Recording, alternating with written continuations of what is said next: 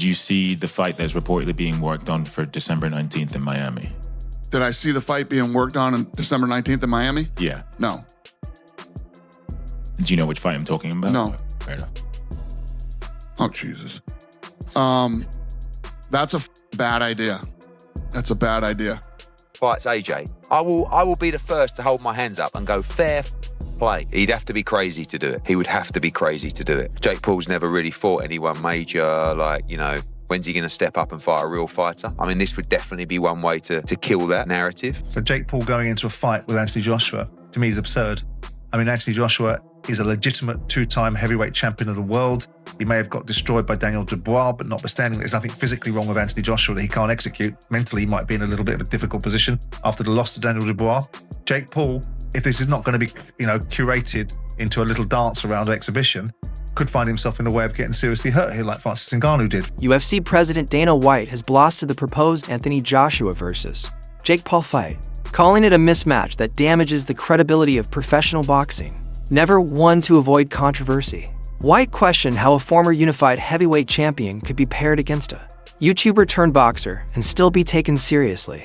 His remarks ignited intense debates online, with fans split between seeing the matchup as either a smart business move or a blatant spectacle that weakens the sport's competitive foundation. With my brother, unfixable. I don't hate your brother. You guys need to... White went even further, arguing that having Joshua face Paul makes no sense for boxing and could set a harmful precedent, where experience and proven skill are replaced by popularity and internet fame.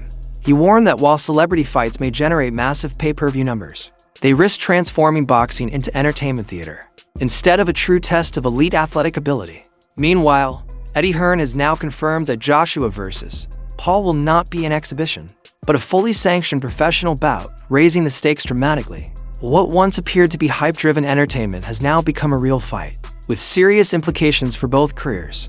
Hearn also emphasized that Joshua is preparing as facing a top contender, cautioning that Paul may not fully grasp the danger he is stepping into.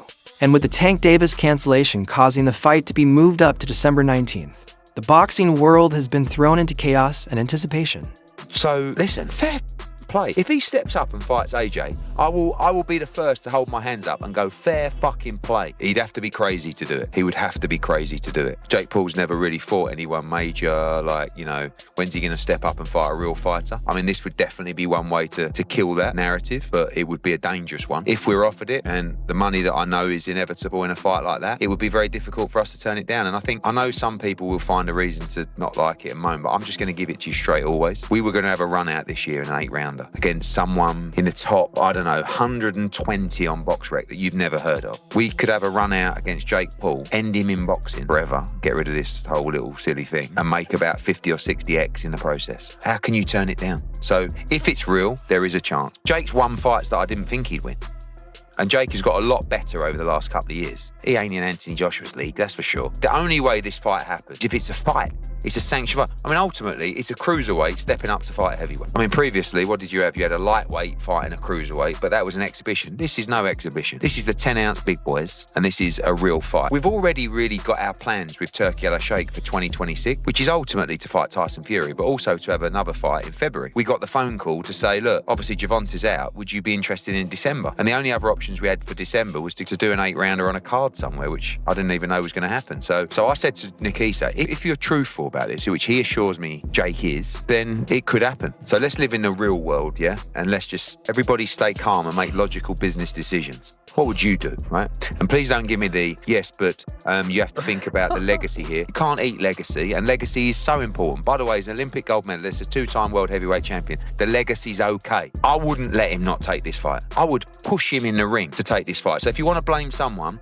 blame me. Just relax. One, I don't even know if it's going to happen. Two, if it does, just relax. Enjoy us going in there for boxing and sticking one on his chin. We'll go back, we'll fight Tyson Fury, etc. Fresh off his commanding victory against Julio Cesar Chavez Jr., Jake Paul confirmed that his long-awaited showdown with Anthony Joshua is now extremely close.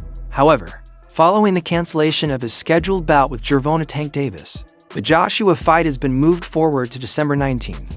The sudden schedule change has amplified the buzz around the matchup, leaving fans and analysts debating whether Paul is genuinely ready to face a former heavyweight world champion or if the accelerated timeline suggests the spectacle is being prioritized over sporting legitimacy. The challenge. People, that's the criticism. Fight someone in their prime who's a beast. I think people just want to see me lose. That's really what the message is behind it all.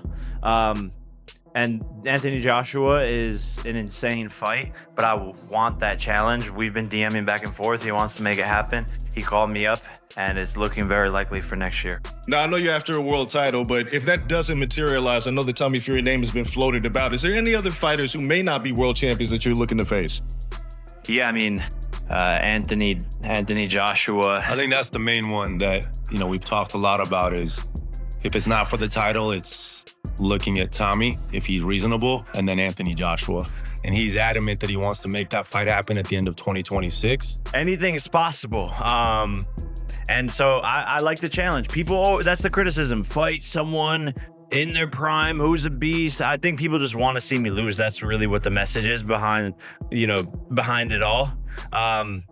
And Anthony Joshua is an insane fight, but I want that challenge. We've been DMing back and forth. He wants. Due to an ongoing lawsuit, an active legal investigation, Gervonta Davis' heavily hyped exhibition against Jake Paul, originally set for November 14th, 2025 in Miami, has officially been canceled. Most Valuable Promotions issued a statement confirming that given the seriousness of the situation, the event cannot continue under current circumstances. Davis is facing a civil lawsuit filed by his former girlfriend. He was supposed to be boxing Gervonta Tank Davis, a man that weighs 133 pounds or 135. Regardless, it's a man that is way, way smaller than Jake Paul. So that is just ridiculous, and I've given my thoughts on that before anyway. But now it turns out that Gervonta Davis has some allegations about domestic abuse. I don't know too much about the situation, but apparently Netflix have pulled the plug on that fight. It says, here's a tweet I'm reading from Mike Coppinger. As reported, Jake Paul's return could shift to December with the November 14th Netflix exhibition in jeopardy due to the latest allegations against Gervonta Davis. Sources tell Ring Magazine that December 12th and the 19th are possibilities, right? Davis is the boxing champion. Gervonta Tank Davis faces new abuse claims from a woman who claims to be his ex-girlfriend. This is according to our media partner, the Baltimore Banner. Courtney Russell says she dated Davis for 5 months and recently filed a civil lawsuit accusing him of aggravated battery, false imprisonment, and other offenses. She claims Davis physically attacked her a number of times during their relationship. Russell claims the most recent incident was Monday at a Miami nightclub. Davis is scheduled to fight Jake. He's confidently claiming he can defeat a fighter of Joshua's stature. In a recent podcast clip, Paul even stated that Joshua lacks skill, is stiff, has no real chin, and that he would beat him if they fought. While he jokingly apologized to Joshua, insisting they are friends, he still maintained that he could beat his ass. As wild as that sounds, the reality is that Paul nearly secured a fight with Gervonta Davis had Davis won his last bout, Fury or not. Paul has shown he is willing to chase the biggest names in boxing even if fans think he's delusional. Veteran fighter Anthony Smith has weighed in, saying Jake Paul's strategy is simple. He targets legends and big names to secure massive paydays. Smith believes Paul uses trash talk and promotion to lure established fighters into big money matchups, leveraging controversy and hype to earn lucrative opportunities in the sport. Let us know your thoughts in the comments below.